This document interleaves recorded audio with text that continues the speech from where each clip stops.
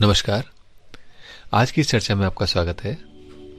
आज हम नाभि साधना के उन गहन रहस्यों को समझने का प्रयास करेंगे जो शुद्धि साधकों के अनुभवों से निकल के आ रहे हैं, जिसमें यह भी स्पष्ट होगा कि क्यों ऐसा हो रहा है और यह भी स्पष्ट हमें समझ में आ सके कि हम इसके आगे अब अपना किस प्रकार से साधना को आगे बढ़ाएं। आप सब अभी तक समझ चुके होंगे कि नाभि एक ऐसी कल्याणकारी ऊर्जा का स्रोत है जहां से हमारे पूरे शरीर का निर्माण हुआ है। और ये तो विज्ञान भी मानता है कि प्लेसेंटा जो नाल है मां के शरीर से बालक के शरीर में नाभि से जुड़ी होती है। लेकिन कुछ योग के गहन रहस्य भी हैं, जैसे कि इस नाभि से कुछ अंगुल नीचे कंद है जहां से लगभग 72,684 नाड़ियां कही गई हैं, जिनके माध्यम से पूरे शरीर को पोषण की प्राप्ति होती है, अर्थात ऊर्जा का प्रवाह होता है। अब ये क्या होता है, तो इसीलिए आपने सुना भी होगा जब हमने पिछली वीडियोस में बात करी कि नाभि एक ऊर्जा का बैलेंसर भी है और ये बैलेंसिंग करती है, पूरे शरीर में ऊर्जा का एक साम्यता बनाए रखती है, जिसके कारण से ये सबसे सेफ ध्यान बन जाता है। आप जब भी ध्यान करते हैं और ऊर्जाओं से खेलना प्रारंभ करते हैं तो ये ध्यान रखना अत्यंत आवश्यक है कि उस ऊर्जा को झेलने की, उस ऊर्जा को समाहित करने की, उस ऊर्जा को संभालने की भी क्षमता होनी चाहिए। पुराणों में एक कथा आई है, जब भागीरथ मुनि गंगा को धरती पर लेकर आए तो वरदान तो उन्हें मिल गया था कि वो गंगा को धरती पर ला सकते हैं, लेकिन गंगा को धरती पर संभालेगा कौन?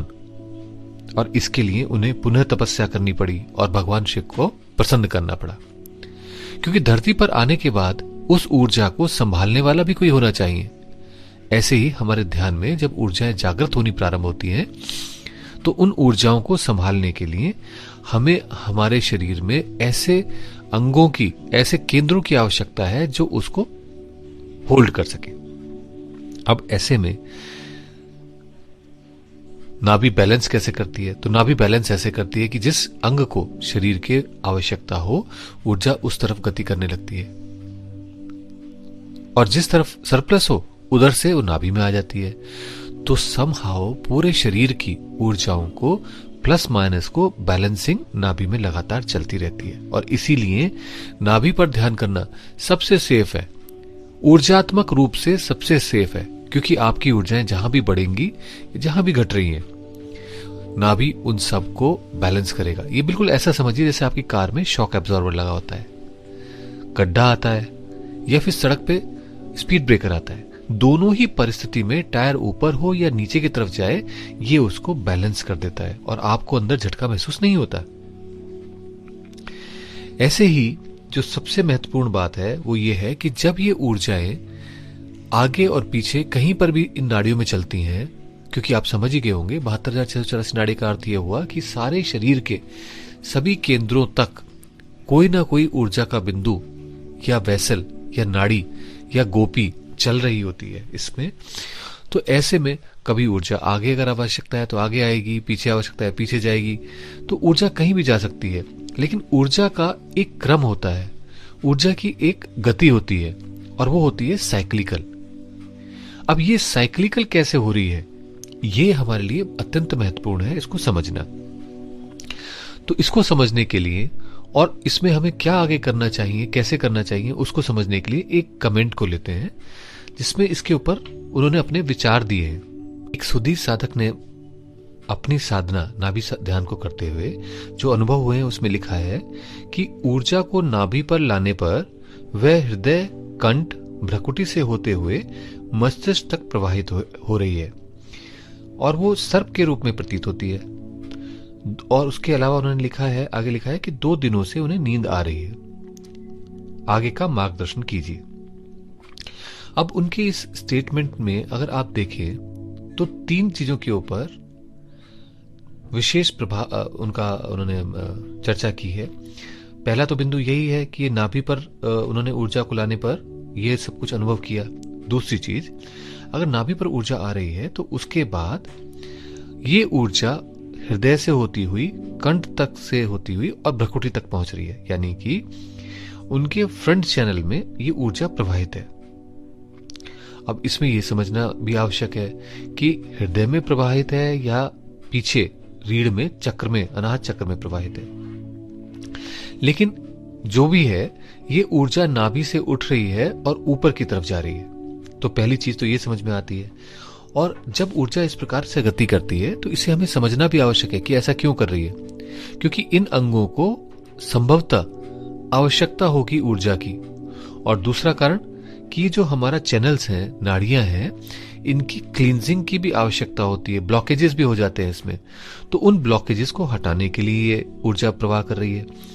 आपको अत्यंत प्रसन्न होना चाहिए जिसके साथ भी ऐसा ऊर्जा का प्रवाह हो रहा है, क्योंकि इसका दो अर्थ है। एक तो ये कि कोई ब्लॉकेज नहीं है, दूसरा जो चैनल है, नाड़ी है आपकी, वो क्लींस हो रही है, साफ हो रही है, स्पष्ट स्वच्छ हो रही है पूरी तरह से।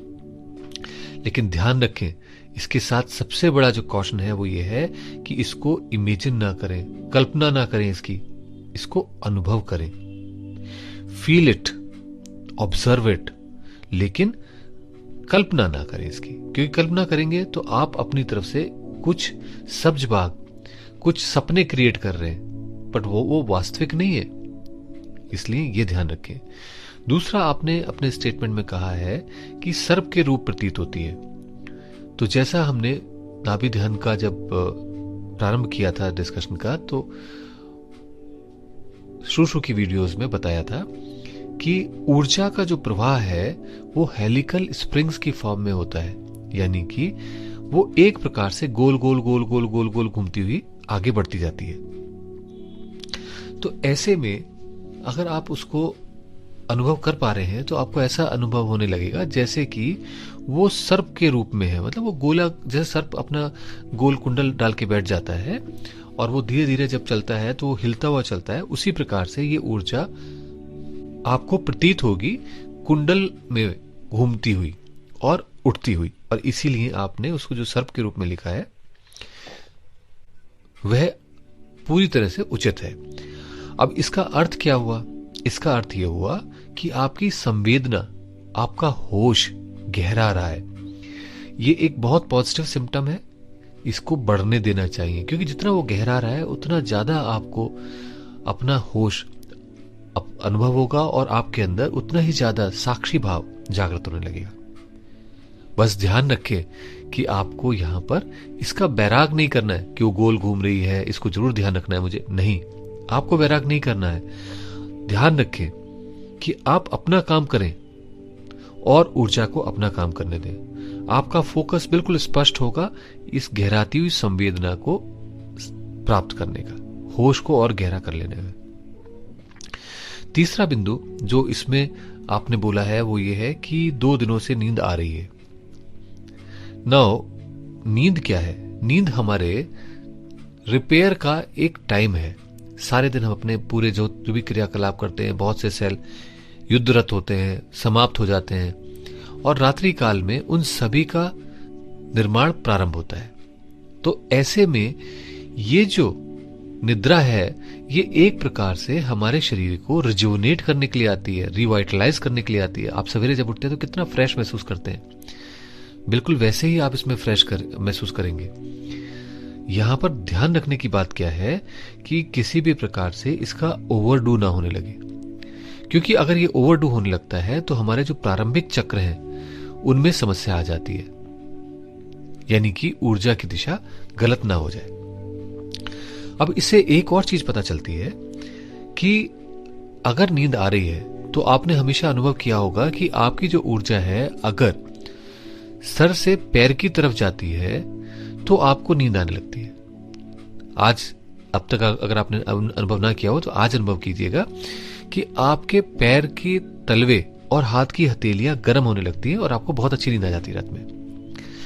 तो इसका यह भी अर्थ होता है कि अगर आपको नींद आने प्रारंभ हुई है तो जो ऊर्जा आपकी नाभि से हृदय, कंठ और भ्रुकुटी तक जा रही थी, अब वही ऊर्जा ब्रेन से उतर करके पैरों की ओर जा रही है, हाथों की हथेलियों की तरफ जा रही है, यानी शरीर में नीचे के अंगों की तरफ जा रही है।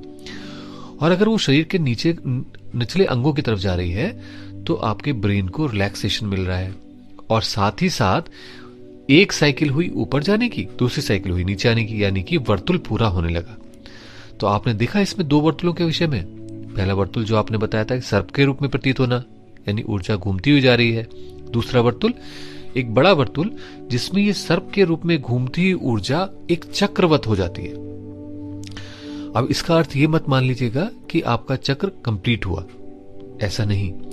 हमने एक वीडियो पंचदशी क्रिया के विषय में बनाई थी, तो ये चक्र पूर्ण अपने आप होगा, ये मात्र ऊर्जा का प्रवाह प्रारंभ हुआ है जिसका अनुभव होना शुरू हुआ है।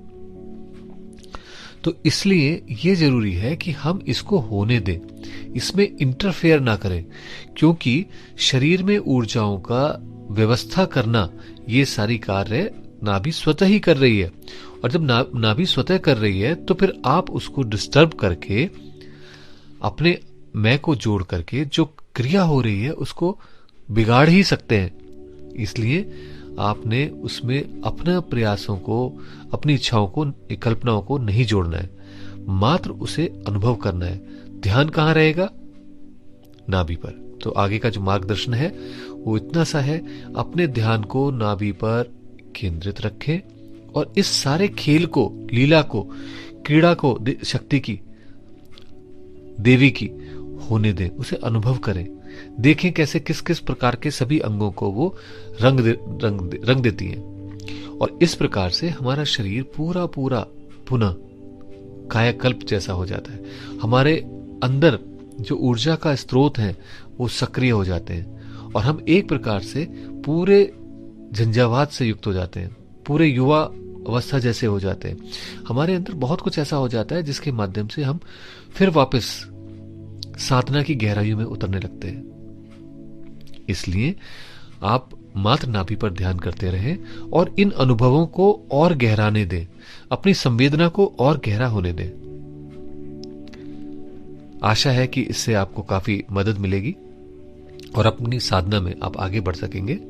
आज के लिए इतना ही। नमस्कार।